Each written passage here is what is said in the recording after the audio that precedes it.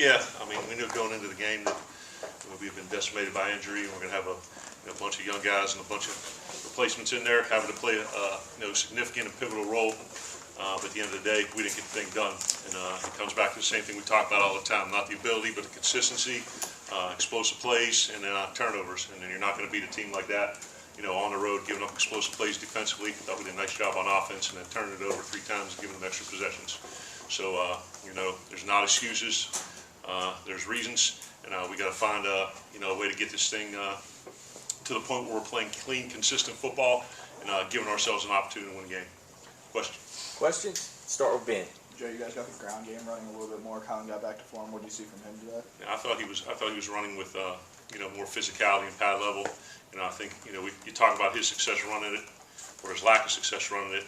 It comes. I think we played a pretty physical game up front, and I thought the guys did a good job of that throughout the course of the week. And I thought he was seeing it well. And I said he ran hard, and the guys blocked well up front. Logan?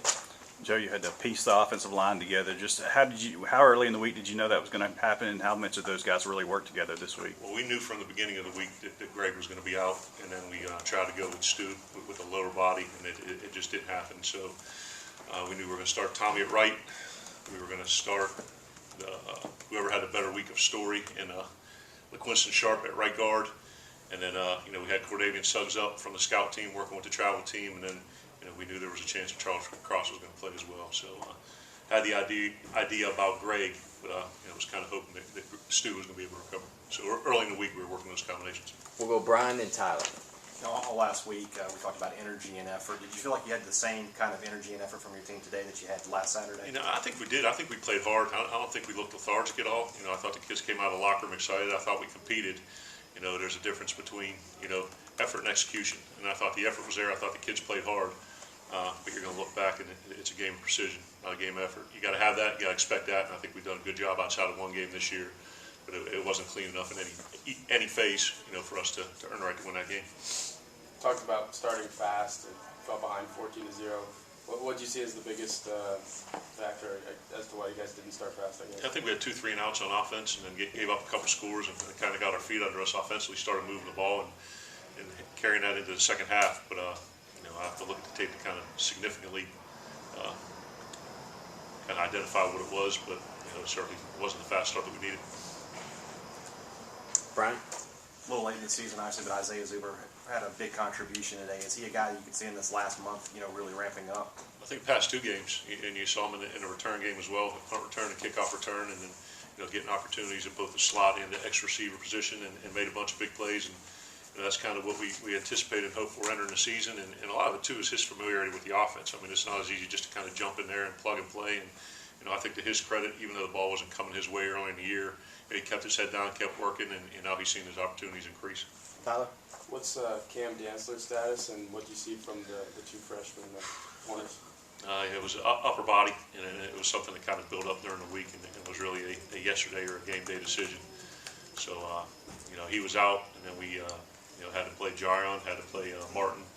Tyler Williams was out, I think, the past 2 weeks. Had to get him back in there, and then Corey Charles was another guy that we've been working back and forth between scout team and travel squad. So I think the young guys continue to, play representative of their ability. Doing some real good things, and then some things you look at and you have to clean up.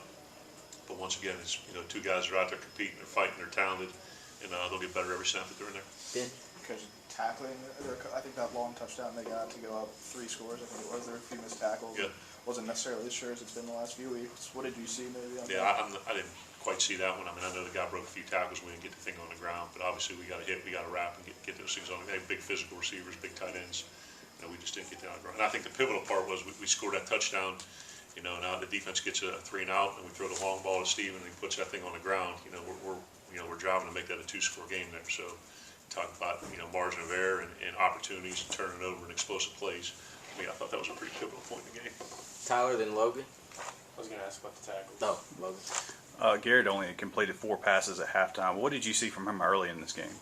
I thought a little bit was protection. I thought a little bit was where his eyes were, making sure they're downfield, and seeing the coverage instead of rush. Some of it was accuracy issues. We kind of got him settled down in there at halftime, kind of, tweaked a little bit what we were doing schematically, and, giving him things that were more in his face, and, he didn't have to read the full field, and I thought he bounced back with a nice second half. Good. You mentioned that string of 2 plays. I think it was. I think if I did the numbers right, it was the first time y'all had back-to-back plays with 30 yards or more. Yeah. I mean, is that basically what you want out of the offense? I know that's a little cliche, but is that kind of what you expect and where sort of the?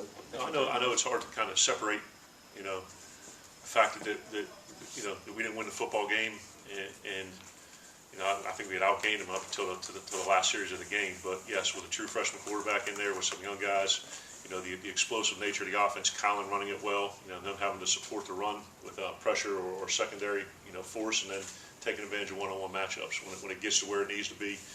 That's I think this is probably representative, from an explosive play standpoint, and a balance standpoint, of where we want it to be. Saw that swing pass to Kylan a bunch. It looked like it wasn't as effective as maybe you thought it would be. Yeah. Was that a part of this game plan, or is that something you look forward going forward to? I think we hit it a couple times, and a lot of it's coverage dictated. Anytime you could get the ball to him in space and match up and block 1, 2, and 3 on the edge and put the pass on the safety, we like the opportunity to do that. And I think we talked earlier in the week that it's not as much his touches and carries. I'm sorry, it's not as much his carries as it is touches and getting him the ball out in space. And I think we hit it a few times. I think he, dropped a couple where had some on his back hip and then had the negative play there at the end. But yeah, certainly we were looking for more creative ways to get kind of the ball out in space.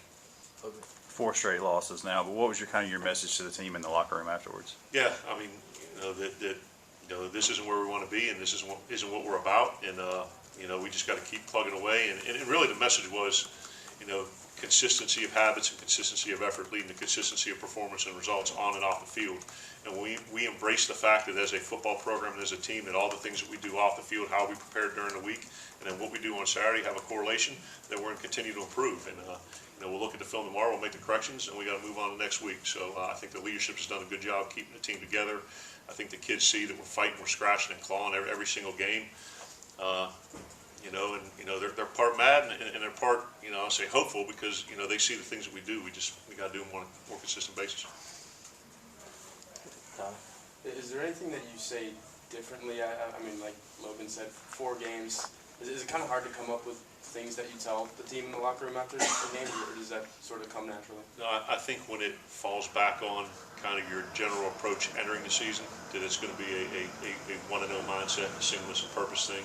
You're concentrating more on the process and the product and the habits and the results. And I think in that way you're not looking at it in a cumulative sense. You're looking at it with singularity. And once again, that's what we got to do to be successful, because we have to do all the little things right on and off the field and play with great effort and execution to give ourselves a chance in this conference where the margin of error is very small. Great. Thank you. We'll spread players out here shortly. Appreciate it, guys.